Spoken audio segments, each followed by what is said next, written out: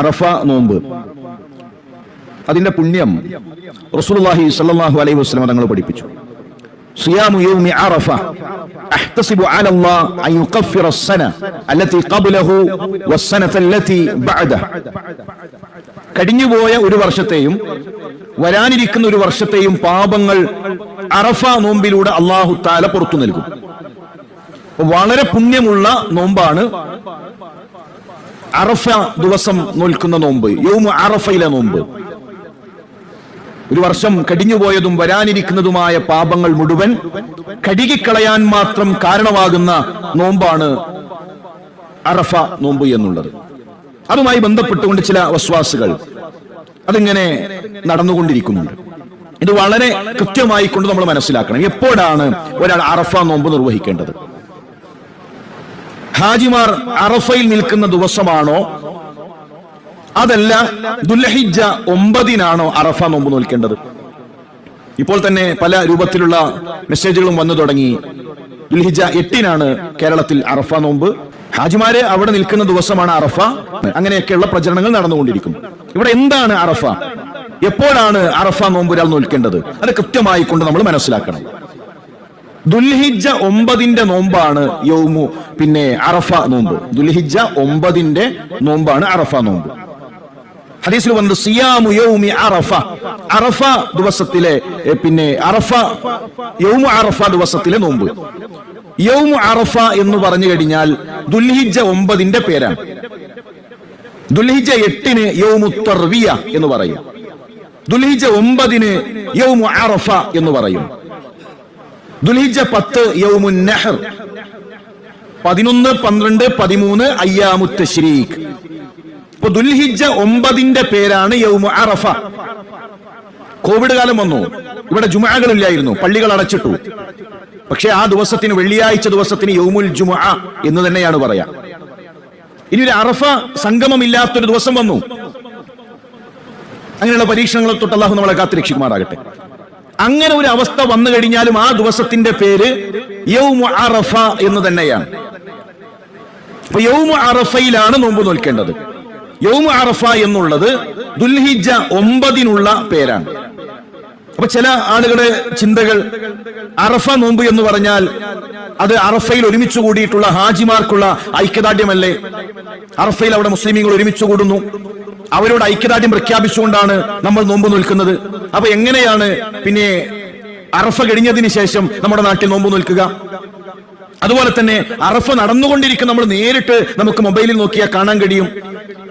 അങ്ങനെ കാണാൻ കഴിയുന്ന ഈ കാലത്ത് എന്തിനാണ് അറഫ കഴിഞ്ഞതിന് ശേഷം നോമ്പ് നോൽക്കുന്നത് എന്നൊക്കെയാണ് പല ചോദ്യങ്ങൾ. റസൂലുള്ളാഹി സ്വല്ലല്ലാഹു അലൈഹി വസല്ലം തങ്ങൾ അറഫയിലുള്ള ഹാജിമാർക്കുള്ള ഐക്യദാർഢ്യമാണ് അറഫ നോമ്പ്, യൗമു അറഫയിലെ നോമ്പ് എന്ന് എവിടെയും പറഞ്ഞിട്ടില്ല. അങ്ങനെ ഒരു ഹിക്മത്ത് ആ നോമ്പിനെ പറ്റിയിട്ട് റസൂലുള്ളാഹിയോ സ്വഹാബാക്കളോ മുൻകഴിഞ്ഞ ഇമാമിങ്ങളോ ഇതൊരു ഐക്യദാർഢ്യമാണ് എന്ന് പറഞ്ഞിട്ടില്ല. അത് എവിടെ കിട്ടിയതെന്ന് അറിയില്ല. അങ്ങനെ ഒരു ഹിക്മത്ത് അതിന്റെ പിന്നിലില്ല.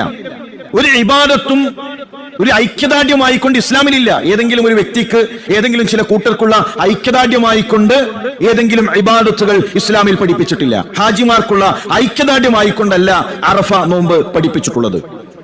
ഇനി അറഫയിൽ നിൽക്കുമ്പോഴാണ് നോമ്പ് നിർവഹിക്കേണ്ടത് എങ്കിൽ അങ്ങനെ ആ ഒരു സമയത്താണ് യൗമു അറഫയിലെ നോമ്പ് നിർവഹിക്കേണ്ടത് എങ്കിൽ അറഫയിൽ 6:30 രാവിലെയാകുന്ന സമയത്ത് അമേരിക്കയിലെ പല പ്രദേശങ്ങളിലും രാത്രി 11 മണിയാണ്. നമ്മുടെ നാട്ടിലെ ഇവിടെ വെച്ചുകൊണ്ടാണല്ലോ ചിന്തിക്കുന്നത്. ഇത് എല്ലാ രാജ്യക്കാർക്കും, എല്ലാ മുസ്ലിമീങ്ങൾക്കുമുള്ള നിയമമാണ്. അമേരിക്കയിൽ പല സ്ഥലങ്ങളിൽ രാത്രി 11 മണിയാണ്. ന്യൂസിലാൻഡ് പോലെയുള്ള പ്രദേശങ്ങളിൽ വൈകുന്നേരം 3 മണിയാണ്. അവർക്കൊരിക്കലും അറഫ സംഗമത്തിന്റെ സമയത്ത് നോമ്പ് നോൽക്കാനേ കഴിയില്ല. അവർ തുടങ്ങുന്നത് തന്നെ വൈകുന്നേരം 3 മണി സമയത്താണ്. അവർ പ്രഭാതത്തിലേക്ക് എത്തുമ്പോൾ, സുബഹിയിലേക്ക് എത്തുന്നതോടുകൂടെ അറഫ അവസാനിക്കുകയും ചെയ്യും. അപ്പൊ അങ്ങനെ ഒരു ഹിക്മത്ത് റസൂലുള്ളാഹി സ്വല്ലല്ലാഹു അലൈഹി വസല്ലം തങ്ങൾ പഠിപ്പിച്ചിട്ടില്ല. നമ്മുടെ നാട്ടിലും 2.5 മണിക്കൂർ വ്യത്യാസമുണ്ട്. അറഫ തുടങ്ങുന്നതിനേക്കാൾ മുമ്പ് നമ്മുടെ നാട്ടിൽ നോമ്പ് തുടങ്ങേണ്ടി വരും. അറഫ ആരംഭിക്കുന്നില്ല, 2.5 മണിക്കൂർ മുന്നെയാണ് നമ്മൾ. അതുപോലെ തന്നെ പ്രവാചകൻ സല്ലല്ലാഹു അലൈഹി വസല്ലം തങ്ങൾ പഠിപ്പിക്കാത്ത ഒരു ഹിക്മത്ത് വെച്ചുകൊണ്ടാണ്, നമ്മുടെ ബുദ്ധി വെച്ചുകൊണ്ട്, ന്യായം വെച്ചുകൊണ്ടാണ് ഇത്തരം കാര്യങ്ങളിലേക്ക് പോകാറുള്ളത്. ഇനി അറഫ എപ്പോഴാണ് ആരംഭിക്കുന്നത്? ദുഹയോടുകൂടെ തുടങ്ങി ദുൽഹിജ്ജ 10 ഫജ്ർ വരെ നീണ്ടു നിൽക്കുന്ന സമയമാണ്. അത്രയും സമയമുണ്ട്. അങ്ങനെ ഒരു ഹിക്മത്ത് റസൂലുള്ളാഹി പഠിപ്പിച്ചിട്ടില്ല.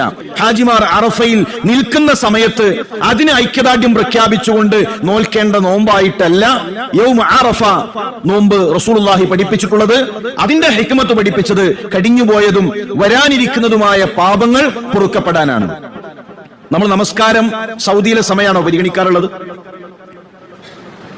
നമസ്കാരങ്ങൾക്ക് സൗദിയിലെ സമയമല്ലല്ലോ നമ്മൾ പരിഗണിക്കാറുള്ളത്.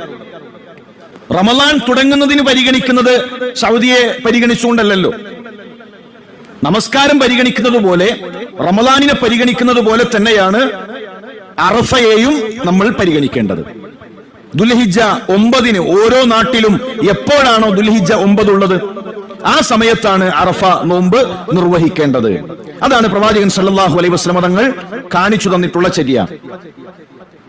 റസൂലുള്ളാഹി സ്വഹാബാക്കളും ഹജ്ജിന് പോകുന്ന സമയം അവരുടെ അറഫ അത് ഉറപ്പുവരുത്തിയിട്ടാണോ മറ്റുള്ള പ്രദേശങ്ങളിലുള്ള മുസ്ലിമീങ്ങൾ നോമ്പ് നിർവഹിച്ചിരുന്നത്?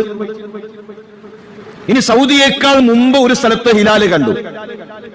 സൗദിയേക്കാൾ മുമ്പ് ഒരു സ്ഥലത്ത് ഹിലാല് കണ്ടു. അറഫ നടക്കുമ്പോൾ അവർക്ക് പെരുന്നാളാണ്. ദുൽഹിജ്ജ 9 സൗദിയിലാകുമ്പോൾ ഒരു ദിവസം മുമ്പ് എവിടെയെങ്കിലും ഹിലാല് കണ്ടിട്ടുണ്ട് എങ്കിൽ അവർക്ക് പെരുന്നാളാണ്. പെരുന്നാളിന്റെ അന്ന് നോമ്പ് ഹറാമാണ്.